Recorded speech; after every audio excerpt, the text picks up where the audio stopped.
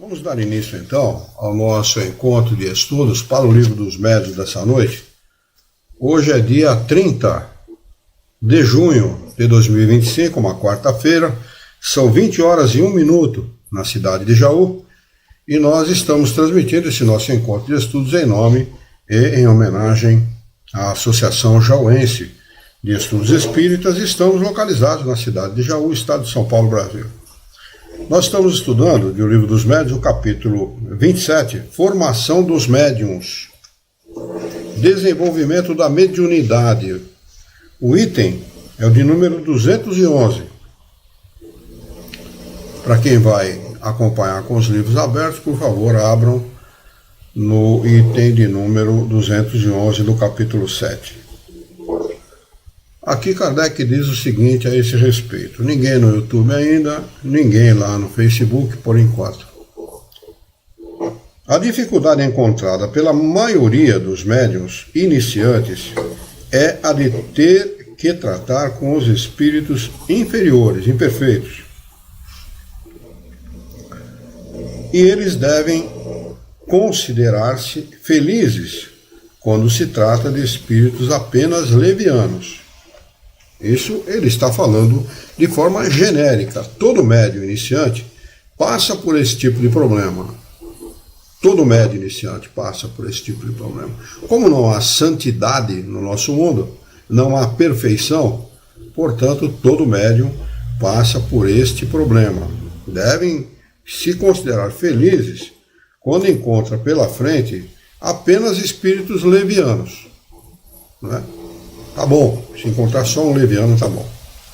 Toda a sua atenção deve ser empregada para não os deixar tomar pé, porque uma vez firmados, nem sempre é fácil afastá-los. Uma vez que eles tomam conta da situação, afastar esses espíritos é muito difícil. Então, quando o médium aceita uma fantasia, ele aceita uma segunda, uma terceira, uma quarta, e eles firmam pé, tomam conta da garrafa, como se diz assim, tomam conta da situação e levam a coisa adiante. Né? Aí a gente vê o que acontece aí no meio espírita, de chamarem espírito de espiritualidade maior, esse tipo de coisa, que é uma linguagem que não tem nada a ver com a doutrina espírita. Tá certo? Isso é fruto disso. É fruto dessa interferência, uma interferência proposital, desonesta e proposital, que é o de desvirtuar o ensinamento dos espíritos superiores. É proposital isso. Isso não é acaso, não. Isso é pensado e instaurado de forma que se desvirtue um bom médium do caminho, a fim de que ele propague mentiras para ensinar aquilo que os espíritos pseudo-sábios desejam ensinar. Este é o propósito. Ia falar alguma coisa, Alexandre? Pois não. Eu só queria uma observação. Você falou em espiritualidade. Só lembrar os amigos que toda palavra que termina em AD significa qualidade de. É isso mesmo. Então, AD ou DAD. Qualidade, AD, né? Qualidade de. Então, quer dizer, quando se fala em espiritualidade, tem aqui uma professora para me corrigir, que é a Dani, quando se fala em espiritualidade, as pessoas estão dizendo uma bobagem muito grande. Não estão dizendo nada. Não estão dizendo nada. Nada. A qualidade de quem? Qualidade daquilo que é espiritual. Quer se referir a alguém ou a algo superior aos bons espíritos, aos espíritos protetores? Então, que se dirija dessa maneira. Então, quero me dirigir aos espíritos superiores, aos bons espíritos, ao meu espírito protetor, ao anjo da guarda, se você quiser falar essa linguagem religiosa, não importa, é válido. Mas nunca diga a espiritualidade, porque você não está dizendo nada. Não, e depois é o seguinte, está passando vergonha em relação àqueles que não conhecem a doutrina espírita, mas que sabem o valor da palavra. O cara fala, o cara não sabe nem falar em nome da doutrina espírita, como é que ele quer ser entendido? Não é? Então é preciso, é necessário que aqueles que estudam a doutrina espírita se utilizem daquilo que Kardec orienta, daquilo que Kardec indica. Kardec era um professor. Ele disse, nós temos que usar palavras próprias para uma ciência nova, palavras apropriadas a esta ciência, que é diferente de tudo que já existia.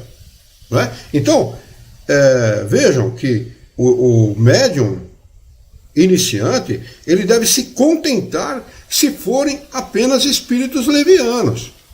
Quer dizer, ele pode juntar-se a ele, até por uma questão de afinidade, ou não importa. Se for um bom médium, juntar-se a ele um espírito pseudo-sábio. Percebe que o sujeito é um bom médium, por esse que a gente vai se manifestar, é por ele que a gente vai escrever, é por ele que a gente vai ditar aquilo que a gente deseja ditar. Isso que levou a FEB a ser o que é hoje. A FEB a fazer com a doutrina espírita aquilo que ela fez. Não é? Desvirtuar completamente o propósito da doutrina espírita. Eles não aceitam o controle universal do ensinamento dos espíritos. A FEB não aceita. Não é? Bom, a gente sempre procura alertar para esse fato, porque as pessoas precisam estar alertas. As pessoas precisam entender aquilo que os espíritos estão ensinando. Afinal de contas, o espiritismo nasce a 18 de abril de 1857.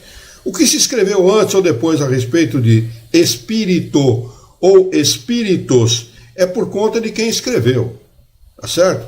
Isto aqui foi ditado por ordem, por vontade de Deus e sob supervisão de Jesus de Nazaré. Não é qualquer coisa.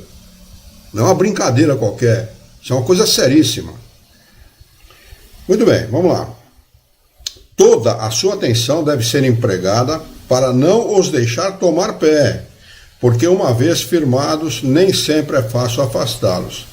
Esta é uma questão capital, quer dizer, de importância vigorosa, muito importante, de importância capital, sobretudo no início, quando sem as precauções necessárias, poder-se-á pôr a perder as mais belas faculdades. Olha o alerta, não é o Luiz Herrera que está falando, são os espíritos superiores que ensinaram isso a Kardec, uma coisa extremamente importante. Então, aquele que quer enveredar pelo caminho do trabalho da mediunidade, de trabalhar com a mediunidade, de servir através da mediunidade, deve tomar todas as precauções. Mediunidade não é uma brincadeira, nem deve ser tratada como tal, nem como coisa religiosa. Deve ser praticada religiosamente, ou seja, com seriedade, e não como coisa religiosa. Tá? A primeira precaução é armar-se o médium de uma fé sincera sob a proteção de Deus, pedindo assistência do seu anjo guardião. Este é sempre bom. Como ele diz aqui, o espírito principal é sempre o espírito superior, não é? Como ele ensina um pouco atrás.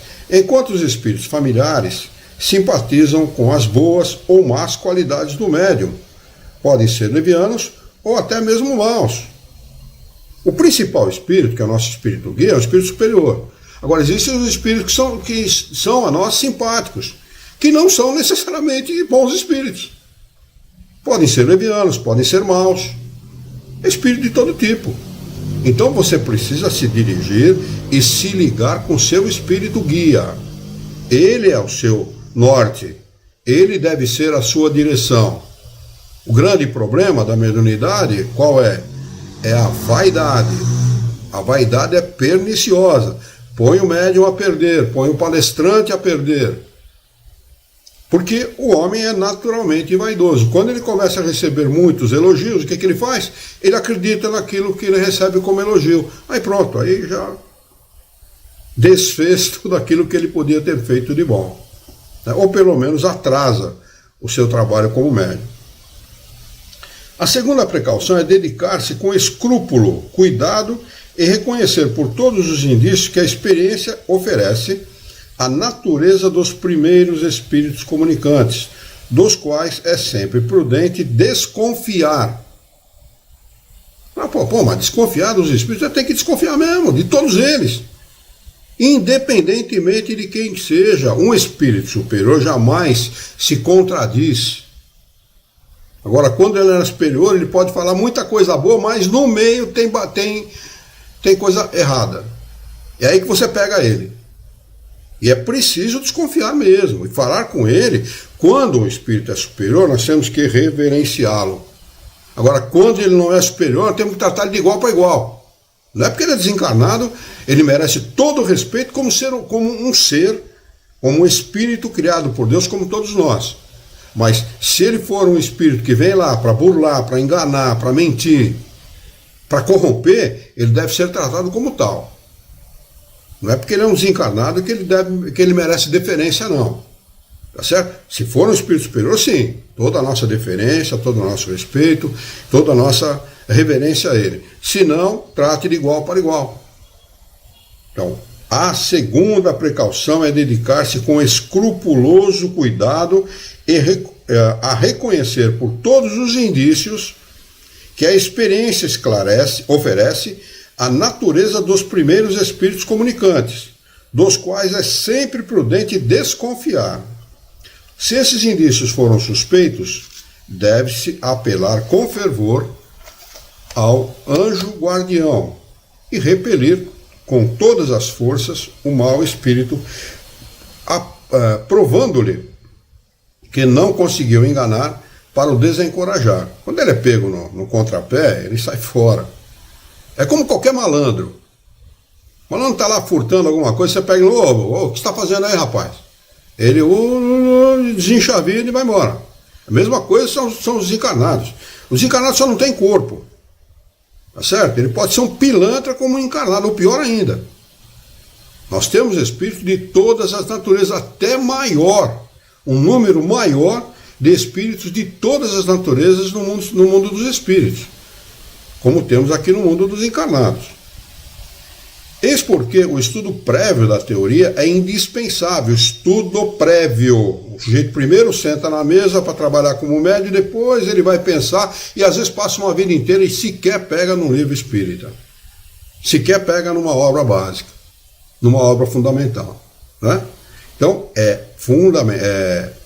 eis porque o estudo prévio da teoria é indispensável se o médium pretender evitar os inconvenientes inseparáveis da falta de experiência.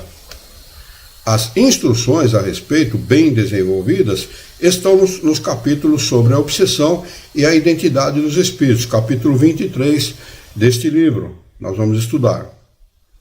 Aqui nos limitaremos a dizer que, além da linguagem, podemos considerar como provas infalíveis da inferioridade dos espíritos todos os sinais, figuras, emblemas inúteis ou pueris, toda escrita bizarra, irregular, intencionalmente deformada, de tamanho exagerado ou de formas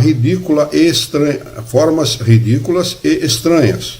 Mas a escrita pode ser muito ruim, até mesmo pouco legível, o que depende mais do médium que do espírito, sem nada ter de insólita.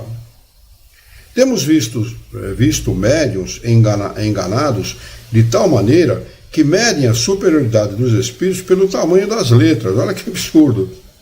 Quando ele indica que o próprio tamanho da letra pode ser um indício de inferioridade do espírito. Eles medem que o espírito é melhor ou pior pelo tamanho da letra, né? Dando grande importância às letras bem modeladas, como caracteres de imprensa, puerilidades realmente incompatíveis com a superioridade real. Se o médium deve evitar de cair sem querer na dependência de espíritos maus, mais ainda deve evitar de entregar-se voluntariamente a eles. A vontade incontrolada de escrever não deve levá-lo a crer no primeiro espírito que se apresente, a menos que pretenda livrar-se dele mais tarde, quando não mais lhe convier. O que não é muito fácil, né? Uma vez ligado a um espírito como esse, a coisa complica um pouco. Mas não se pede impunemente a assistência, seja para o que for, de um espírito mau, que pode exigir pagamento muito caro de seus serviços. Algumas pessoas impacientes com o seu desenvolvimento mediúnico, que acham muito lento, lembram-se de pedir o auxílio de qualquer espírito, mesmo que seja mau, contando mandá-lo embora depois. Muitos foram atendidas e escreveram imediatamente, mas o espírito, não se importando de haver sido chamado nessas condições, mostrou-se indócil na hora de sair. Sabemos das que foram punidas em sua presunção, julgando-se forte para afastá-los à vontade, por anos de obsessão. Basta não, anos de obsessão, por terem se ligado ao mau espírito. De toda a espécie, pelas mistificações mais ridículas, por uma fascinação tenaz, ou mesmo por desastres materiais, e pelas mais cruéis decepções. O espírito mostrou-se de início francamente mau, depois tornou-se hipócrita, tentando fazer crer na sua conversão, ou fingindo acreditar no pretenso poder de seu subjugado para expulsá-lo quando quisesse. Eles usam de todos os subterfúgios, como um encarnado, que deseja enganar. Eu dava palestra aqui no CR de Jaú, no centro de residência da minha idade, chorando como criança. Eu fui enganado, porque foi enganado por uma pessoa que levou ele a cometer determinados delitos que ele não precisava ter cometido. E um outro dizendo assim, eu não precisava ter feito o que eu fiz, provavelmente droga, pelo que eu entendi. Que é dono, proprietário de uma farmácia e tal, junto com o irmão, era sócio do irmão, e acabou se metendo numa furada, e estava lá curtindo uma cadeira e falou, a hora que eu sair daqui eu vou me tornar espírita, eu não vou mais, se Deus quiser, não vou mais entrar nessa esparrela. Né? Então, como no mundo dos encarnados, no mundo dos desencarnados nós temos igual ou pior. Gente que engana, que mistifica, que é hipócrita, que é todo tipo de problema nós temos no mundo dos desencarnados. Que não se enganem, então, os médios. Estudem, tenham conhecimento prévio da teoria, pelo menos o livro dos Espíritos, o livro dos médios, pelo menos estude, não é ler, é estudar, detidamente, com calma, com paciência, não é? Para que você tenha conhecimento dessa ciência. Essa ciência não é fácil, não é como as pessoas imaginam. Não é uma religião, como muitos querem. Kardec a define como ciência. O Espiritismo é uma ciência que trata da natureza, origem e destino dos espíritos, bem como de suas relações com os encarnados. Definição de Kardec, está lá no livro que é o Espiritismo, no seu preâmbulo. Ciência. Tem nada a ver com religião. Religião é outra coisa. Religião usa do subterfúgio de tratar a Deus através de práticas para agradá-lo, chamado de culto. O Espiritismo não tem culto. Olha, prestem atenção, quem lançou essa moda do culto do Evangelho no Lar foi a Federação Espírita Brasileira, que depois sacou a burrada que fez e tirou a palavra culto. Mas até hoje os centros espíritas usam o culto do Evangelho no Lar. Culto é pernicioso, porque a pessoa acaba transformando o culto no principal. E o principal não é o culto, o principal é Deus, o principal é o pensamento, a forma, a maneira pela qual se pensa, e não o culto em si. Né? Então, o espírita não deve praticar o culto do Evangelho no lar. A prática da prece no lar, junto com os familiares ou de forma isolada, é fundamental para o bem-estar da família, mas não o culto, nunca o culto. Senão nós seríamos uma religião tão perniciosa quanto todas as outras que existem, tá? Com hierarquia sacerdotal, cerimônias, etc., que não nos interessa. O Espiritismo não é isso.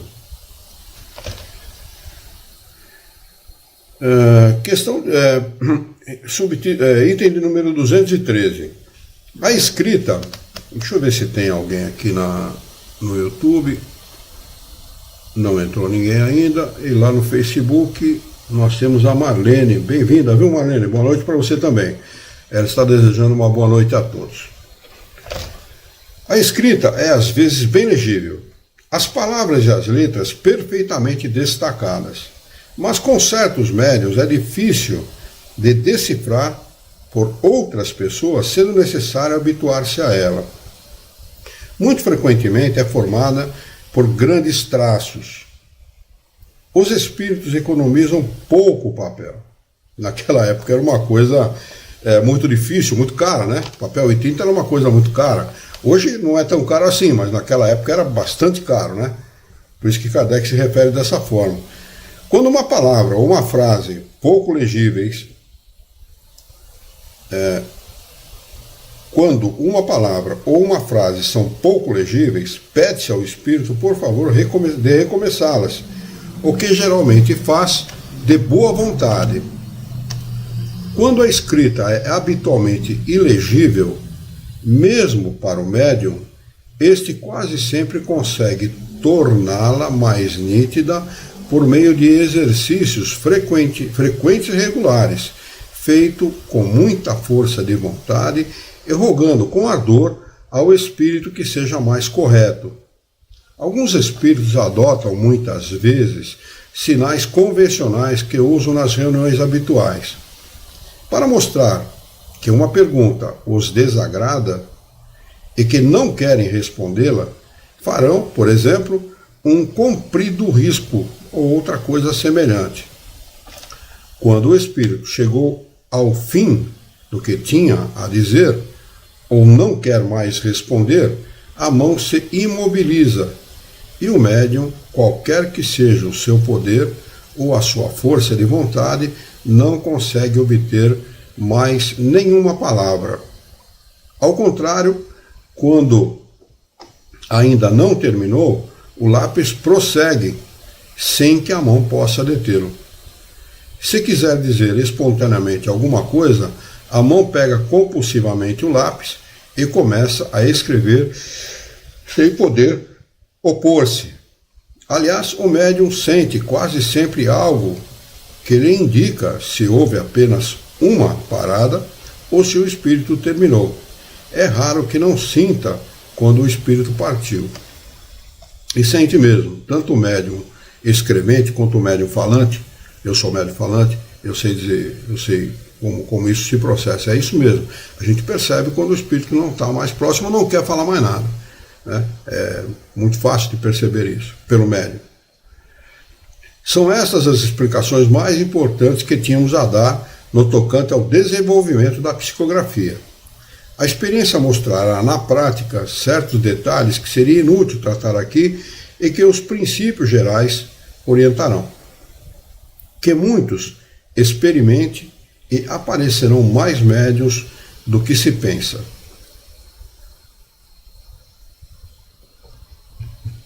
Item de número 214. Tudo o que dissemos se refere à escrita mecânica e a faculdade que todos os médiuns com razão querem desenvolver.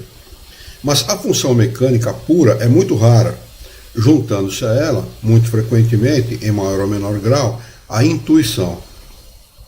O médium, tendo consciência do que escreve, é naturalmente levado a duvidar da sua faculdade. Isso acontece com todos, tanto com o médium escrevente como qualquer outro tipo de mediunidade.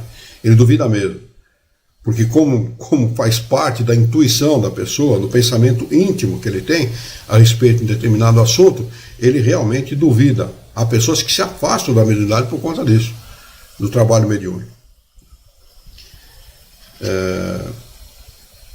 Não se sabe se a escrita é dele mesmo ou de outro espírito, mas ele não deve absolutamente inquietar-se com isso e deve prosseguir apesar da dúvida. Observando com cuidado a si mesmo, facilmente reconhecerá nos escritos muita coisa que não lhe pertencem e que são mesmo contrárias aos seus pensamentos, prova evidente de que não procediam da sua mente. Que continue, pois, e a dúvida se dissipará com a experiência. Se você é médium falante, você não pode autenticar isso pela escrita, mas você pode gravar, né? Hoje, você não precisa de um aparelho especial para gravar, um celular grava. Então grave as sessões mediúnicas que você participa, né? Grave, depois você mesmo, ouvindo aquilo que foi falado, ou que você mesmo como médium falou, você vai poder autenticar se as palavras são suas ou não, se você estava pensando naquilo naquele momento ou não. É fácil de identificar isso. Eu sei, estou falando por experiência própria. Você não está pensando naquele assunto naquele momento, e o espírito aborda aquele assunto da maneira dele. Né? Então é fácil de identificar. Item de número 215. Se o médium não pode ser exclusivamente mecânico, todas as tentativas de obter esse resultado serão inúteis. Mas ele erraria se por isso se julgasse deserdado. Se possui apenas mediunidade intuitiva, deve contentar-se com ela, que não deixará de lhe prestar grandes serviços, se souber aproveitá-la ao invés de repudiá-la. Se depois de inúteis tentativas realizadas durante algum tempo não houver nenhum indício de movimento involuntário, ou se esses movimentos forem muito fracos, para produzir resultados, não deve hesitar em escrever o primeiro pensamento que lhe for sugerido. É assim que escrevem os autores de música, os autores de livros, aqueles que escrevem por inspiração. Né? Eles se julgam inspirados. Né? Muitos gostam de escrever durante a madrugada, os autores de músicas, né? Ou mesmo num bar, né? Bebendo e tal, que se ligam a determinados espíritos, então se sente inspirado naquele momento. É assim que acontece, pode acontecer com o médium também. Não é? Ele vai ser inspirado, a ideia vem e ele escreve aquilo que vem como ideia. Não é? Depois ele julga. Ele vai julgar honestamente, não é? Imparcialmente e honestamente se aquilo é dele ou não. É assim que o médium se forma, não é? Sendo honesto e imparcial consigo mesmo. Não é? Nem inquietar-se se é dele ou de outro. A experiência lhe ensinará a fazer distinção. Muito frequentemente, aliás, o movimento mecânico se desenvolve mais tarde. Pode começar como médium intuitivo, depois vem em seguida como a desenvolver a mediunidade mecânica. Dissemos acima que há casos em que é diferente saber se o pensamento provém do médium ou de um espírito. Isso acontece, sobretudo, quando o médium puramente intuitivo ou inspirado realiza por si mesmo um trabalho de imaginação. Pouco importa que então se atribua um pensamento que lhe foi sugerido. Se boas ideias lhe ocorrem, que as agradeça ao seu bom gênio, e ele lhe sugerirá outras. Essa é a inspiração dos poetas, dos filósofos e dos cientistas, podia assim, incluir aqui dos escritores, musicistas, etc. Item de número 216. Suponhamos agora a faculdade mediúnica completamente desenvolvida. Quando o médium escreva com facilidade, que seja o que se chama de médium feito. Seria um grande erro da sua parte considerar-se dispensado de novas instruções. É como qualquer outra ciência, não é? O médico não passa a vida inteira estudando? Passa, porque ele tem necessidade de aprimoramento, não é? De conhecer novas técnicas e aprimorar-se naquilo que ele faz. Não é diferente com o médium, não é? Sempre deve aprimorar-se.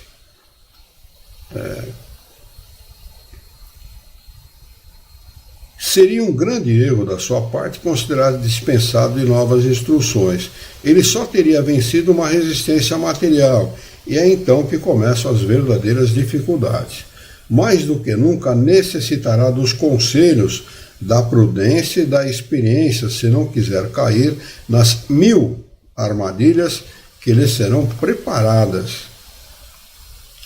Se quiser voar muito cedo com as suas próprias asas, não tardará a ser enganado por espíritos mentirosos, pseudo-sábios, que procurarão explorar-lhe a presunção.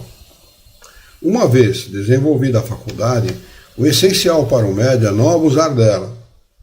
A satisfação que proporciona a alguns iniciantes provoca um entusiasmo que precisa ser controlado.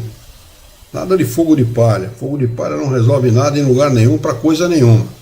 Nem para mediunidade e nem para qualquer outro tipo de trabalho, né? O entusiasmo exagerado é prejudicial. Devem pensar que ela lhes foi dada para o bem e não para satisfazer a curiosidade vã. É conveniente, portanto, que só utilizem nos momentos oportunos e não a todo instante. Os espíritos não estão constantemente às suas ordens e eles correm o risco de serem enganados pelos mistificadores. Por quê? Eles querem escrever a todo momento, então o espírito, bom espírito, seu espírito guia, ou um bom espírito que seja, que venha, que acorra quando ele solicita, não estando lá, vai se aproximar dele, qualquer um vai escrever também. Aí corre o risco de ele estar dando aí, servindo a um espírito pseudo-sábio, a um enganador, a um mistificador, né? Ou a um outro espírito que não deseja produzir o bem. Os espíritos não estão constantemente às suas ordens e eles correm o risco de serem enganados pelos mistificadores.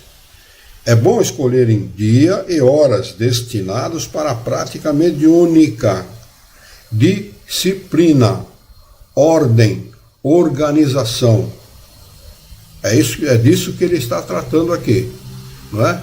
Como não é uma coisa que deve ser praticada a todo momento, a qualquer hora, a qualquer momento. Nós temos as nossas tarefas diárias, os nossos compromissos com o trabalho, com a família, com a sociedade, com etc. Se marca dia e hora para, naquele momento, especificamente, se promover o trabalho mediúnico. Isso vai fazer com que os espíritos também, naquele dia e hora, participem do trabalho. O espírito que se deseja que participe, não qualquer um, né? Então, vou ler novamente. É bom escolherem dias e horas determinados para a prática mediúnica e de maneira a se prepararem com maior recolhimento e para que os espíritos que desejam comunicar-se estejam prevenidos e também se coloquem em melhores disposições. 218. Se apesar de todas as tentativas a mediunidade não se tiver revelado de maneira alguma, é necessário renunciar a ela, como se renuncia a cantar quando não se tem voz. Quando não se sabe uma língua, serve-se de um intérprete. Nesse caso, faz-se o mesmo recorrendo a outro médium. Mas, na falta do médium, não se deve julgar sem a assistência dos espíritos. Nós sempre temos, independentemente de qualquer coisa, a assistência dos espíritos. Sempre. Não é necessário você ter médium por perto. O nosso espírito guia sempre está conosco. Nós nunca estamos sozinhos ou sem assistência. Estivermos aonde estejamos. Em qualquer lugar que nós estivermos, nós temos a ajuda, o auxílio, vamos dizer assim, para o bom entendimento, a proteção. Eles não vão fazer por nós aquilo que é nosso dever, mas vão procurar nos orientar para o bem, não é? Aonde estivermos, onde estejamos. A mediunidade é para eles um meio de comunicação, mas não o motivo único de atração. Aliás, o motivo único de atração é o pensamento. Esse é o real motivo de atração dos espíritos, né? A mediunidade é apenas um meio de comunicação, como o rádio é um meio de comunicação, como qualquer outro meio de comunicação que nós temos aqui na Terra, a internet, etc. Né? Os que nos dedicam afeição estão junto de nós, quer sejamos médiuns ou não. Um pai não abençoa o filho porque este é surdo e cego e não o pode ver nem ouvir. Pelo contrário, envolve-o na sua solicitude, como os espíritos bons fazem conosco. Se eles não podem transmitir-nos materialmente o seu pensamento, ajudam-nos com a sua inspiração. Nós vamos mudar aqui para o subtítulo Mudança de Caligrafia. Se alguém tiver alguma pergunta ou quiser acrescentar alguma coisa, este é o momento. Senão nós vamos mudar para esse subtítulo. Muito bem. Mudança de caligrafia. Fenômeno muito comum entre os médiuns escreventes. E é o da mudança de caligrafia, segundo os espíritos que se comunicam. É o mais notável. O mais notável é que a mesma caligrafia se repete sempre com o mesmo espírito e, às vezes, é idêntica à que ele tinha em vida. Veremos mais tarde as consequências que se pode tirar disso no tocante à identificação. Essa mudança só ocorre com os médiuns mecânicos e semi-mecânicos, porque neles o movimento da mão é involuntário e dirigido pelo espírito. Não se dá o mesmo com os médiuns puramente intuitivos, pois nesse o espírito age sobre o pensamento e a mão é dirigida pela vontade do médium, como nas circunstâncias comuns. Mas a uniformidade da escrita, mesmo no médium mecânico, nada prova absolutamente contra a sua faculdade, pois a mudança de caligrafia não é condição absoluta na manifestação dos espíritos, mas decorre de uma aptidão especial de que os médiuns mais decisivamente mecânicos nem sempre são dotados. Designamos os que a possuem por médiuns polígrafos. Aqui tem um rodapé de número 4 que diz o seguinte, nota do professor José Herculano Pires. Nos casos de reprodução mediúnica da caligrafia de mortos, são numerosos e, como sempre, suscitam hipóteses e explicações fantásticas dos negadores. Quanto mais dotados de conhecimento científico, o negador mais se empenha em explicar, entre aspas, os casos a seu modo. No campo religioso, dá-se o mesmo. O professor e reverendo Otoniel Mota relata em seu livro Temas Espirituais, que é o título do livro, um caso de comunicação escrita recebida pelo Dr. Felício dos Santos, entre parênteses, que por algum tempo se entregou à prática do espiritismo, mas morreu católico praticante, quer dizer, não era espírita, né? Fecha parênteses, nesta capital. O professor era de São Paulo, capital, né? O espírito comunicante havia sido professor e amigo do autor, que identificou a caligrafia do mestre, embora explicando que se tratava do demônio. Era mesmo, era um demônio. O demônio em grego que significa, demon significa espírito, né? Mas se foi transformando de tal forma o significado dessa palavra, que hoje a palavra demônio é usada para se identificar o diabo, né? Ou ser criado para o mal. Esse tem cabimento, uma coisa dessa. Em pleno século XXI, as pessoas acreditarem que Deus fez alguma coisa voltada única e exclusivamente para o mal. Só na cabeça de alguns religiosos, né?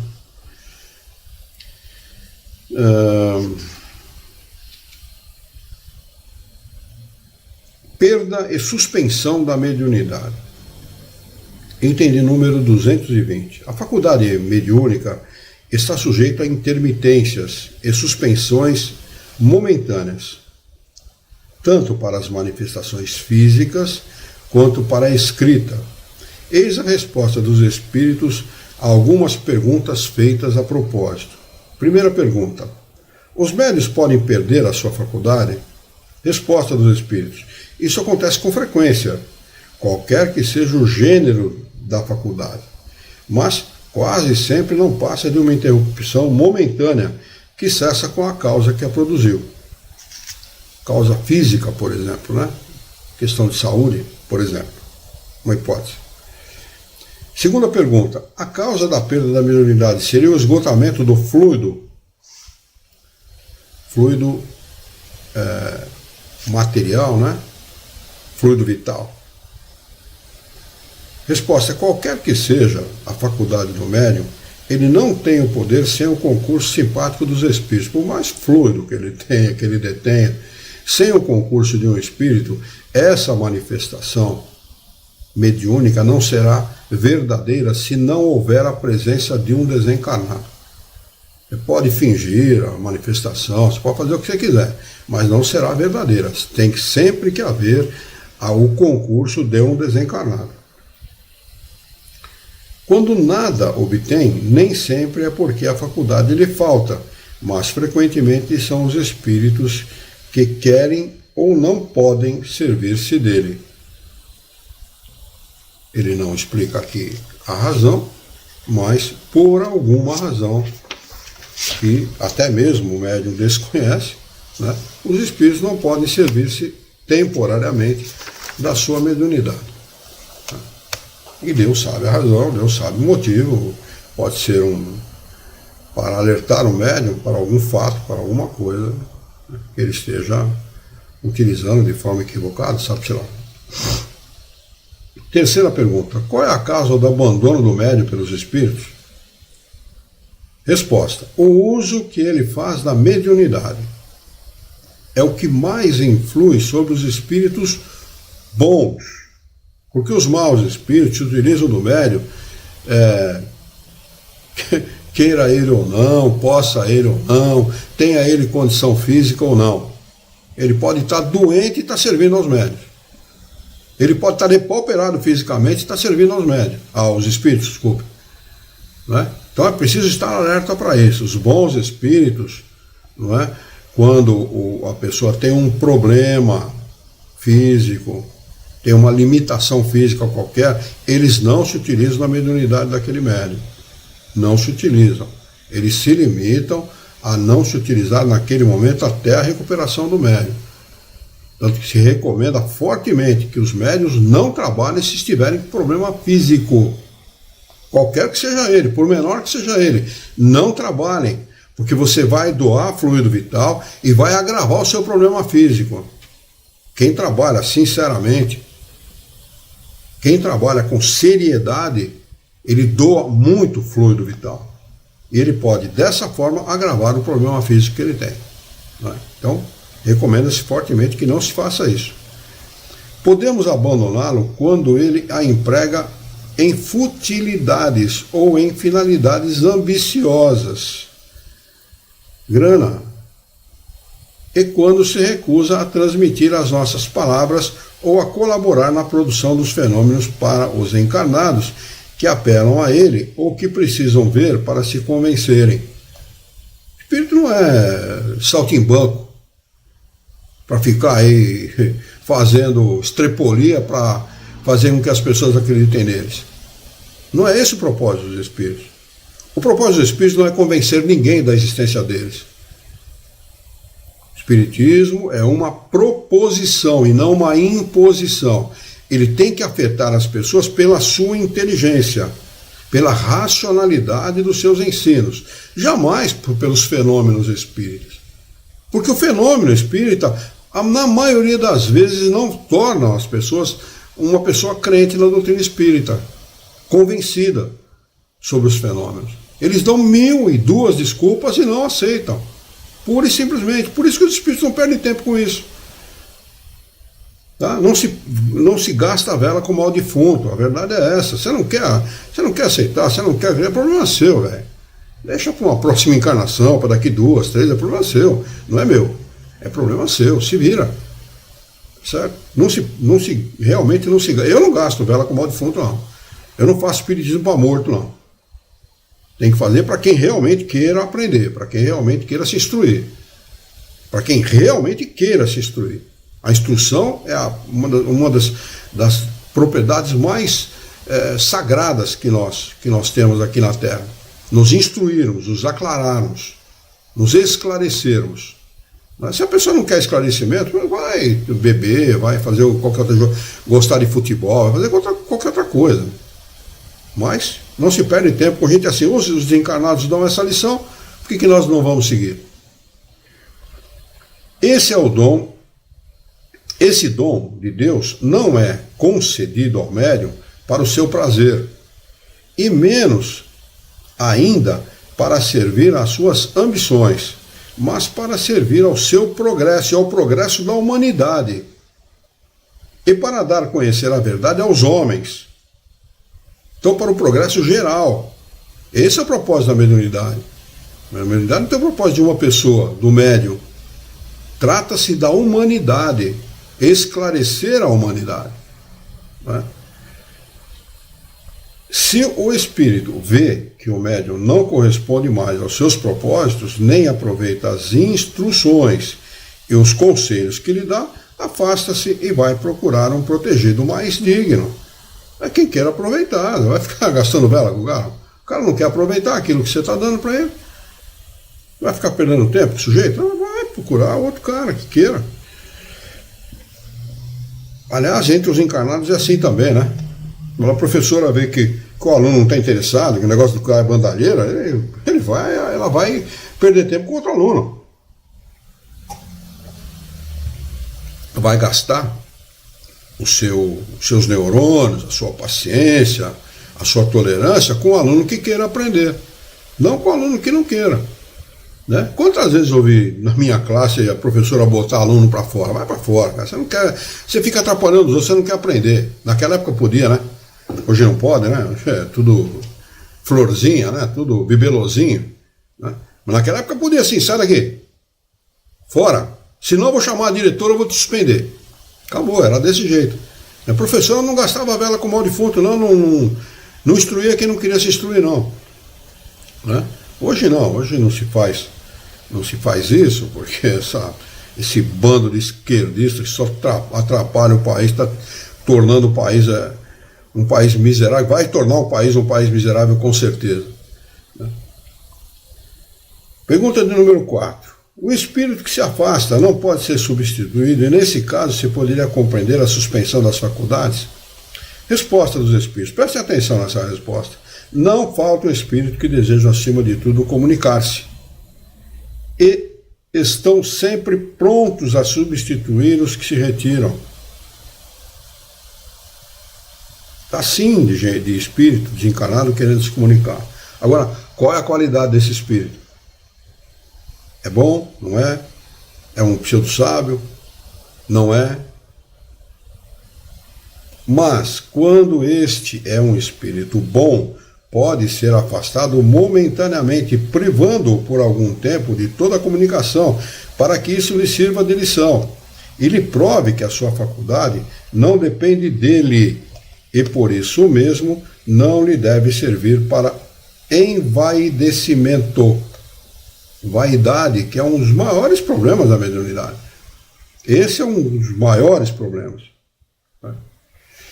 Essa privação momentânea tem ainda o fim de provar ao médium que ele escreve sob a influência de outro, pois, de outro modo, não haveria intermitências. De resto, a interrupção da faculdade não é sempre uma punição, demonstrando às vezes a solicitude de um espírito pelo médium a quem se afeiçoou e ao qual deseja proporcionar um repouso que julga necessário. Nesse caso, ele não permite que outros espíritos o substituam. Pergunta de número 5. Mas existem médiuns de muito merecimento, moralmente falando, que não sentem nenhuma necessidade de repouso e ficam muito contrariados com a interrupção, cujo objetivo não compreendem. Resposta. Serve para experimentar a paciência e avaliar a sua perseverança. É por isso que os espíritos geralmente não marcam o fim de uma suspensão, pois querem ver se o médium desanima. Para ver se não é um fogo de palha, né? Se o cara persevera. Porque eu já vi muita gente começar na doutrina espírita e abandonar. Não é fácil perseverar na doutrina espírita. Primeiro porque não te traz nenhum benefício material. Quando é praticada de forma séria, não vai trazer nenhum benefício material. E segundo, porque todos os espíritos recomendam que você não trate aquilo que você tem, o seu conhecimento, seja lá o que for, com vaidade. Você não é melhor que ninguém, pelo contrário, você é o servidor de todos. Ou pelo menos deveria ser assim.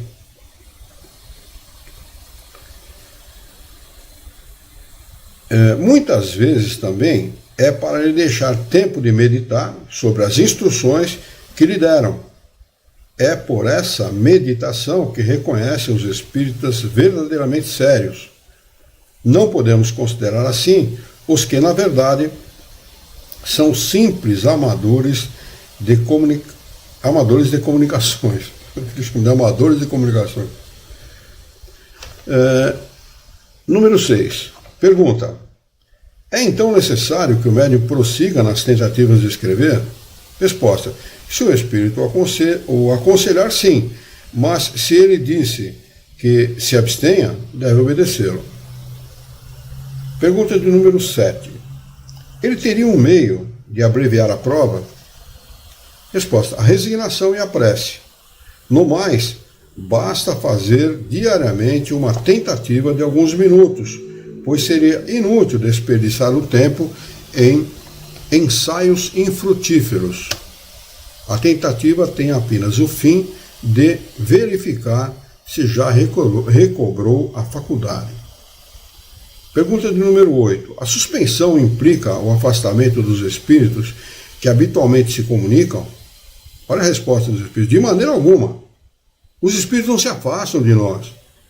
Principalmente o nosso espírito guia, ele tem um compromisso dado por Deus e aceito por ele de nos conduzir pela vida, de nos orientar pela vida. Então eles não se afastam. Simplesmente é uma prova. Se em outra encarnação a gente foi muito vaidoso, pretensioso, prepotente, orgulhoso e tal, eles vão testar durante essa encarnação.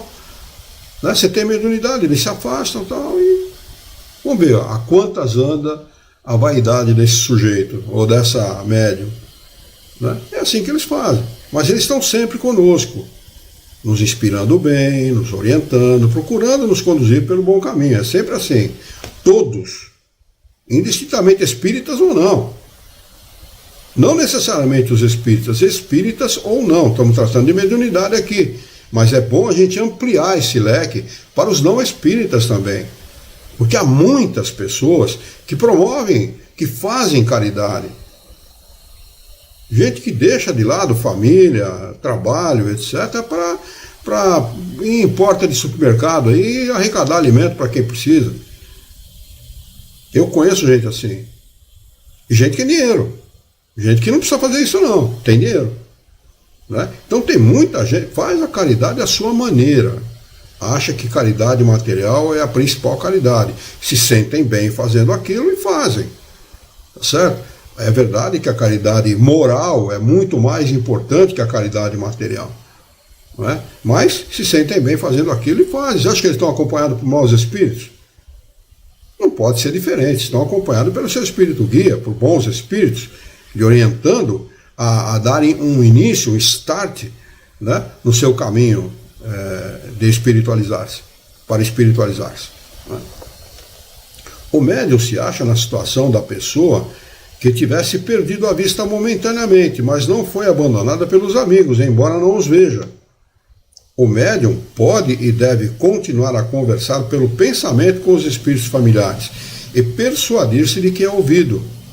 Se a falta da mediunidade pode privá-lo das comunicações por meio material com certos espíritos, não os priva das comunicações mentais, que nós podemos fazer com o nosso espírito guia diuturnamente, 24 horas por dia, agradecendo por tudo que eles nos oferecem, pelo apoio, pelas boas intuições, pelas boas inspirações, por tudo que eles nos dão, por tudo que Deus nos oferece através deles. Podemos e devemos fazer isso, ser gratos. A gratidão é um sentimento próprio de espíritos que já estão espiritualizados, que já estão no caminho de se espiritualizar cada vez mais. É preciso ser grato. Esse sentimento de gratidão é um sentimento muito nobre. E nós devemos agir assim. Então, essa comunicação mental com os nossos espíritos guia, com os nossos espíritos familiares, deve ser diuturna. Né?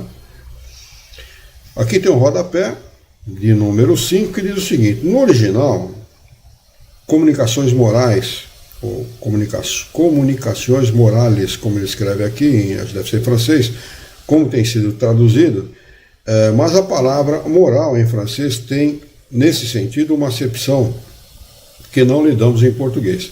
Daí preferimos a palavra mental. O professor sabia o que fazia, né? Um tradutor exímio, então não dá para contestar isso.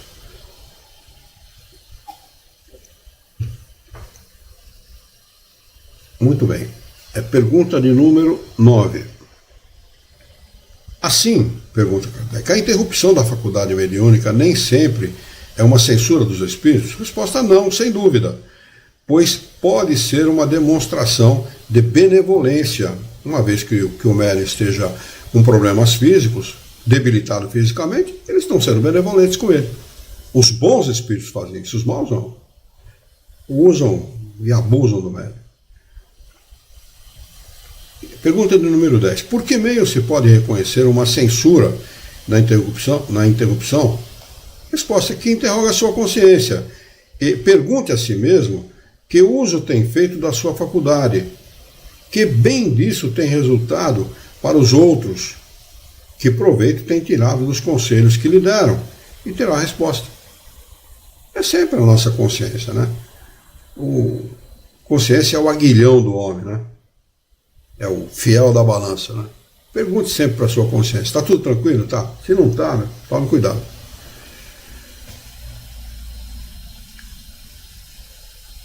Pergunta de número 11. O médium, impedido de escrever, não pode recorrer a outro? Resposta: isso depende da causa da interrupção. Essa é, quase sempre, a necessidade de vos deixar tempo para a meditação após os conselhos que lhes foram dados, a fim de não vos deixar acostumado a nada fazer sem nós, sem os desencarnados, né? Nesse caso, ele não encontrará o que procura com outro médium, e isso tem ainda um fim, que é o de provar a independência dos espíritos, que não podeis fazer agir à vossa vontade. O fato é o seguinte: os espíritos, quando se manifestam através de um médium, seja pela escrita, pela fala, ou de que maneira for, os conselhos trazidos através dessas manifestações é primeiro para o médium, depois para as outras pessoas. E tem médium que é muito vaidoso e julga que aquilo que ele está falando é para todo mundo menos para ele. Vaidade, orgulho, né? Acaba dando esse tipo de resultado. Então o espírito se afasta para dar tempo para ele meditar, para ele pensar naquilo que ele está fazendo de forma equivocada. É também por essa razão que os que não são médios nem sempre obtêm todas as comunicações que desejam. Observação de Kardec. Deve-se observar com efeito que os que recorrem a um terceiro para obter comunicações muitas vezes nada obtêm de satisfatório, enquanto noutras ocasiões as respostas obtidas são bastante explícitas. Isso de tal maneira depende da vontade dos espíritos, que nada se consegue mudando de médium. Parece que os próprios espíritos obedecem, nesse caso, a uma palavra de ordem, pois o que não se consegue de um, de outro não se obterá melhor. Deve-se, então, evitar de insistir e de se impacientar, para não ser vítima de espíritos enganadores. Todo o impaciente acaba comendo cru, acaba caindo nas mãos desses espíritos enganadores. Isso é para todo mundo, tá certo? Tomar muito cuidado com isso. Mediunidade não é uma brincadeira, a manifestação dos espíritos não é uma brincadeira. Cuidado com quem dá hora, quem marca dia e hora para determinadas coisas, quem diz que adivinha isso, adivinha aquilo. Tome muito cuidado, tá? Muito cuidado, o futuro a Deus pertence. Não é assim que a coisa acontece. Tem gente que está dando dia e hora aí para o mundo se transformar num mundo de regeneração. Um absurdo, né? Mas tem quem acredita, né? Tem os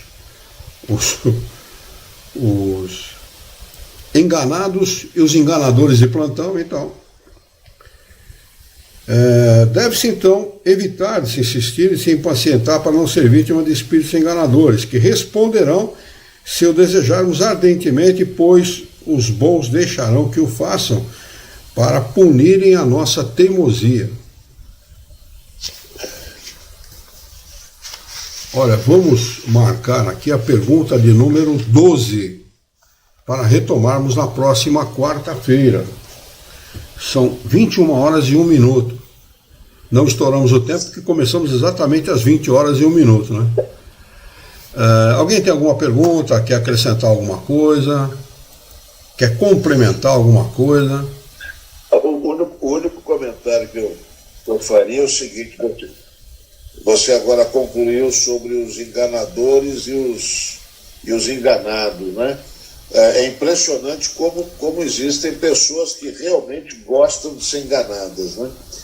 E isso é muito comum em todos os meios, né? E no meio espírita não é diferente, não. Né? É porque o meio espírita é composto por encarnados e desencarnados imperfeitos. Então, não podia ser diferente, né? É isso aí mesmo. Aliás, como diz o artista, o brasileiro me engana que eu gosto. Né? Olha, em 1980 e alguma coisa, não vou saber precisar agora, eu entrei numa lanchonete em Piracicaba. E a lanchonete era de um sujeito chamado... Como é que era o nome do jogador? Não vou lembrar o nome dele agora, me fugiu o nome dele. Ele jogava no Santos, no tempo do Pelé, Mengalvio, Pepe, Coutinho, aquela turminha que não sabia jogar bola, né? Exímios jogadores de futebol. E esse sujeito estava conversando com o outro, eu estava do lado, sentado do lado, não deu para deixar de ouvir, né? Ele estava falando para o outro assim: eu entrei muitas vezes em campo, isso no tempo do Pelé, década de 60. Lá atrás. Entrei muitas vezes em campo sabendo que ia ganhar e sabendo que ia perder. O brasileiro é ou não me engana que eu gosto? Porque tem gente que gasta fortunas com futebol. Vai no campo, compra camiseta, compra isso. Eu conheço um monte, tem na família, viu? Mas... Cada um, né? Cada um se serve daquilo que gosta. Eu não posso criticar, né? Quem sou eu para criticar o ato das pessoas? Mas o fato é que o futebol é uma grande enganação. Esse é o fato. O fato peremptório, o fato, vai. Contra fatos não há argumentos, né? Peixinho, eu lembrei o nome dele. Não sei se vocês vão lembrar desse nome. Peixinho do Santos. Foi um grande jogador do Santos. Ele foi meio ofuscado pelo Pelé, pelo Mengalvio, pelo Pepe, pelo Coutinho, porque eram muito melhores jogadores do que ele, mas ele era um exímio jogador. É isso. Então, vale para qualquer coisa aqui nesse mundo, né? Vale para qualquer coisa. Muito bem, se não houver mais nenhuma pergunta, nenhuma dúvida, se ninguém quiser acrescentar mais nada, nós vamos fazer a nossa prece de encerramento. Muito bem, convido aos meus queridos companheiros da nossa querida doutrina dos Espíritos para nós esquecermos os nossos encontros e desencontros desse dia e voltarmos o nosso pensamento a Jesus, mentalizarmos a sua figura excelsa e amiga e pedirmos juntos com Ele, nos dirigirmos ao nosso Criador. Fonte fecunda e infinita de paz, de amor, de bondade, de misericórdia e justiça, para agradecer-o muito pela oportunidade de estarmos aqui reunidos em seu nome, para estudarmos as questões propostas pelo Livro dos Médiuns dessa noite. Queira a vossa bondade, o vosso amor, a vossa misericórdia, que tenhamos bom ânimo, coragem, determinação, ideias renovadas, alegria de viver e muito entusiasmo, para que nós possamos trabalhar e sermos úteis à sociedade em que vivemos. Dá-nos ainda, Senhor, a força e o bom ânimo, a coragem e a determinação moral, para orientarmos a própria existência por um profundo e sincero respeito pelo nosso próximo. Em teu nome, em nome de Jesus, em nome dos bons espíritos, em nome do nosso diretor espiritual e de sua equipe, nós declaramos encerrado o nosso encontro de estudos dessa noite. E que assim seja.